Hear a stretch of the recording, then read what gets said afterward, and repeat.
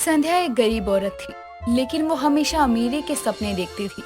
अपनी तीनों बेटियों को पालते हुए वो कभी कभार अपनी किस्मत को आजमाने के लिए लॉटरी की टिकट खरीद लिया करती थी, जिसके चलते एक दिन उसकी लॉटरी लगती है, वो भी 1-2 लाख की नहीं, पूरे 2 करोड़ की। जिसके बाद संध्या अपनी चौल में अपनी खुशी सबको दिखाते हुए कहती है, ए विमला कमला, देखो मैं अमीर हो गई। अरे गरीबी के दिन गए रे भैया, अब तो अमीरी आयो रे। अरे मेरी बेटियों किरण, सोना, रावी, बाहर आओ, अब तुम अमीर माँ की बेटियाँ हो गई हो। अपनी माँ की इतनी तेज आवाज सुनकर तीनों बाहर आती हैं और अपनी माँ को मोहल्ले के सामने ऐसे जश्न मनाते देखकर किरण कहती है, माँ आप अंदर चल के बात करो, ऐसे क्यों मोहल्ले वालों के सामने चिल्ला चिल्ला के बोलती हो। अरे मेरी गरीबी का मजाक बनाने वालों को पता लगे ना कि अब मैं गरीब नहीं रही, अमीर हो गई हूँ। संध्या का शो ऑफ देखकर मोहल्ले वाले चिढ़ने लगते हैं और कहीं न कहीं ये बात गलत कानों में भी पड़ती है कि संध्या की लॉटरी लगी है।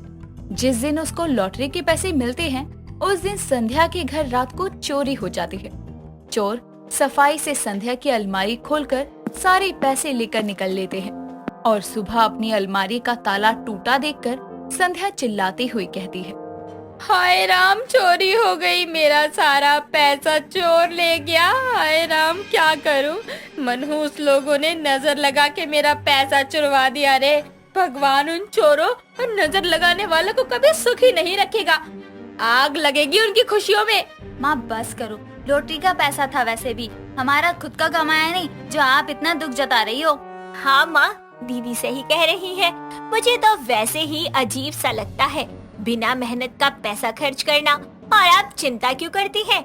आपकी बेटियां देखना एक दिन इतनी काबिल बनेंगी कि अपनी मेहनत और काबिलियत के पैसे से ना आपको अमीर बनाएंगी। वो पैसा कोई नहीं चुरा पाएगा, क्योंकि पैसा एक पल को कोई चुरा भी लेगा, लेकिन हमारी काबिलियत नहीं। हाँ माँ, इसलिए आप इस लॉटरी के पैसे जाने का दुख मत मनाओ। हो गया तुम तीनों का ज्ञान। गरीब की बेटियां कभी सफल नहीं हो सकती, उनको कोई चमत्कारी अमीर बना सकता है। और हमारे साथ वो चमत्कार हुआ था, लेकिन किसी कलमुहे ने उस चमत्कार को अभिशाप बना दिया।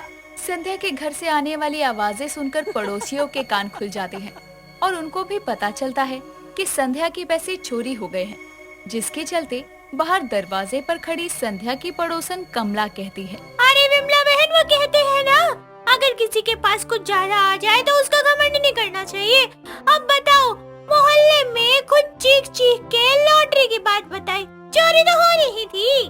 कमला की बातें जब संध्या के कानों में पड़ती है तो वो चिढ़ते हुए अपनी बेटियों से कहती है, सुन लिया? अरे पैसा तो गया और इज्जत थी जो वो भी चली गई। अब तो एक ही रास्ता है कि तुम तीनों किसी अमीर लड़के को फंसा के शादी कर लो और मुझे इस गरीब की जिंदगी से छुटकारा दिलवाओ। माँ आप कैसी बातें करती हो? अरे हमें अपने ऊपर और अपनी मेहनत पर पूरा भरोसा है। हम तीनों बहनें आपको मेहनत करके सफल होकर दिखाएंगी। हाँ तो तुम तो कल्पना चावला लग रही हो ना, जो मेहनत करके दिन बदलोगे। गरीब गरीब ही रहते हैं, गरीबी में पैदा होते हैं और गरीबी में ही मर जाते हैं। इतना बोलकर संध्या वहाँ से पुलिस स्टेशन जाती है और अपने घर चोरी की कंप्लेंट लिखवाती है। तो वहीं अब मोहल्ले वाले भी संध्या के हालातों के चलते उसकी बड़ी बड़ी बातों का मजाक उड़ाया करते थे।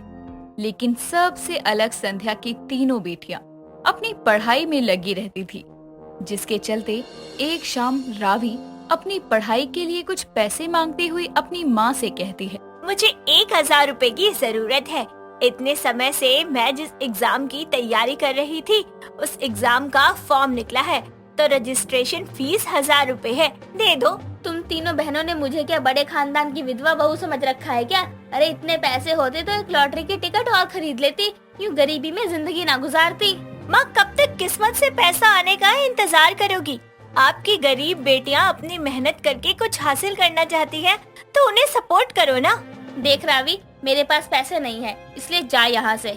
रावी और संध्या की बातें किरण सुन लेती है और अपनी बहन रावी को बुला कर कहती है, ये ले रावी, 1000 रुपए, अपने एग्जाम का फॉर्म भर लियो समय से। दीदी आपके पास ये पैसे कहाँ से आए? एक YouTube चैनल के लिए इंटरव्यू लिया था एक इंसान का, तो उसी ने दिए।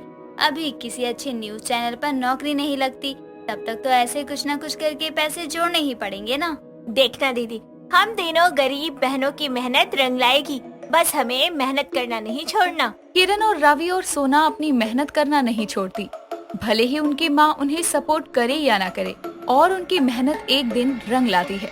सोना की नौकरी एक मल्टीनेशनल कंपनी में लगती है और वो घर आकर अपनी माँ और बहनों को खुशी से ये बात बताती है। रावी, किरण दीदी, माँ, मेरी नौकरी लग गई है। मेरा सपना पूरा हुआ, एक MNC कंपनी में काम करने का। आखिर मेरी मेहनत रंग ही लाई। अरे वाह, अच्छा अब ये बता तुझे हर महीने कितने पैसे मिलेंगे? माँ, अभी तो 40,000 मंथली सैलरी है, लेकिन 1 महीने बाद मेरा काम देखा जाएगा और काम अच्छा रहा तो मेरा पैकेज बढ़ जाएगा। पैकेज नहीं, तनख्वाह बढ़वा लिया उसके बदले। खैर, मैं तो खुश हूँ आज।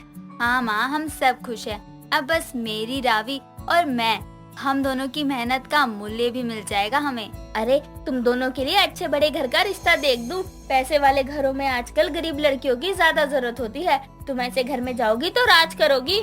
माँ, हमें कोई शॉर्टकट नहीं अपनाना, हमें हमारी मेहनत और काबिलियत ही आगे लेकर जाएगी और कोई नहीं।